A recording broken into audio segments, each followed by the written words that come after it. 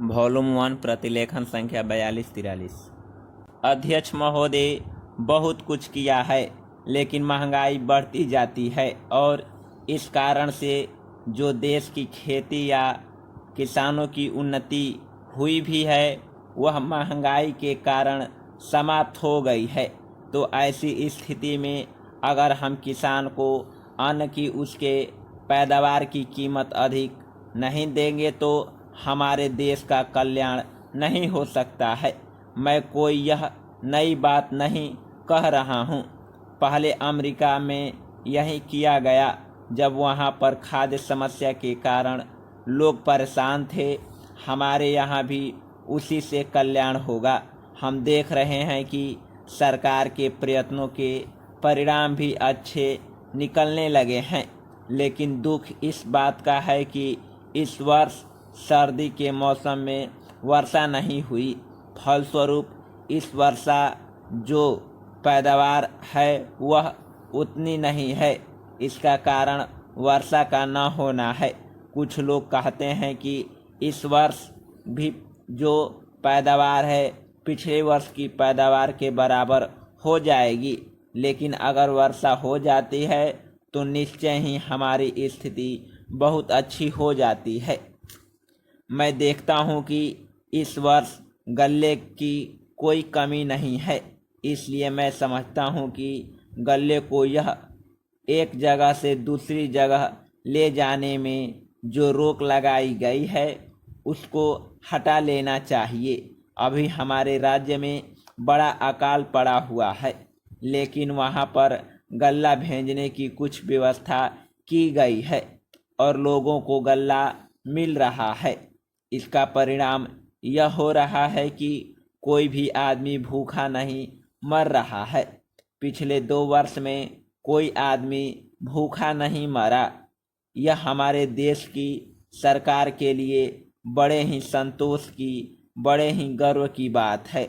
यदि अन्न की उपज हमें बढ़ाना है तो हमें पानी का इंतजाम करना चाहिए। आज वर्षा की बहुत कमी है।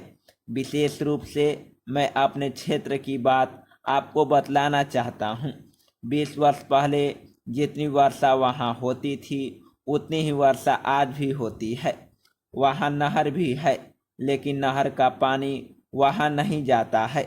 नहर के पानी को आगे ही रोक लिया जाता है। बांध भी बना है, किंतु हमारे राज्य के लिए पानी नहीं दिया जाता है। इसका परिणाम यह होता है कि पानी न मिलने के कारण लोगों को काफ़ी परेशानी का सामना करना पड़ता है। कुछ लोगों ने नलकूप भी लगा लिए हैं, जिसका लाभ हुआ है। माननीय सभापति महोदय, मैं आपका बहुत आभारी हूँ जो आपने मुझे इस बिल पर बोलने के लिए समय दिया है। यह जो बिल सहकारिता समिति को एक समिति में भेजने का निश्चय किया है, जिस पर कल से बहस हो रही है, उस पर मैं आपके आदेश से कुछ कहना चाहता हूँ। श्रीमान, इस बिल को देखा जाए तो यह समझ में आता है कि यह कोई नया बिल नहीं है, बल्कि जो सन 1912 ईस्वी का कानून है उसी की लाइन पर बनाया गया है और कोई नई बात नहीं रखी गई है। श्रीमान, इसमें सहकारी खेतों की बात रखी गई है। अगर यह कहा जाए कि यह कोई नई बात नहीं है तो गलत नहीं होगा। जहाँ तक सहकारी खेती का संबंध है तो उसकी तरफ जनता और विशेषकर किसानों का बिल्कुल कोई झुकाव नहीं है और उनका झुकाव न होने का कारण उन्होंने उसे उस सीमा तक नहीं अपनाया जितनी सरकार को आशा थी। श्रीमान, आपको मालूम है कि नागपुर में कांग्रेस यह प्रस्ताव पास हुआ है कि सहकारी खेती कराई जाए। पूरे देश में इस समय इसका जोर चल रहा है और इसको लाने के लिए न मालूम इसके कितने रूप रखे गए हैं। यह कहा गया है कि इसके अंदर कोई जोर नहीं है। अभी एक माननीय सदस्य कह रहे थे कि राजनीतिक पार्टी के लोग यहाँ पर सहकारिता के संबंध में कुछ कहते हैं और बाहर किसानों से कुछ और ही कहते हैं। वे किसी से यह भी कहते हैं कि तुम्हारी जमीन छीन जाएगी।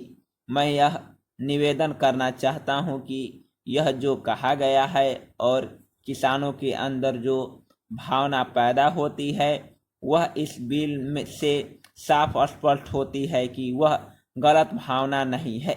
मैं यह जानता हूं कि जब किसान पार्टी का जोर बढ़ा और किसानों की आवाज़ें ऊंची हुई तो सरकार ने और हमारे नेताओं ने यह कहना शुरू कर दिया कि हम सहकारी खेती को किसानों के ऊपर लादना नहीं चाहते, बल्कि यह तो किसानों की इच्छा पर है।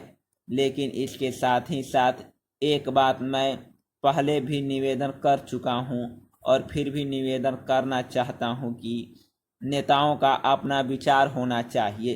किसी सभा में जब यह कहा गया कि यह जो सहकारी खेती शुरू की गई है यह तो अंत में सामूहिक खेती की तरफ ले जाएगी। समाप्त।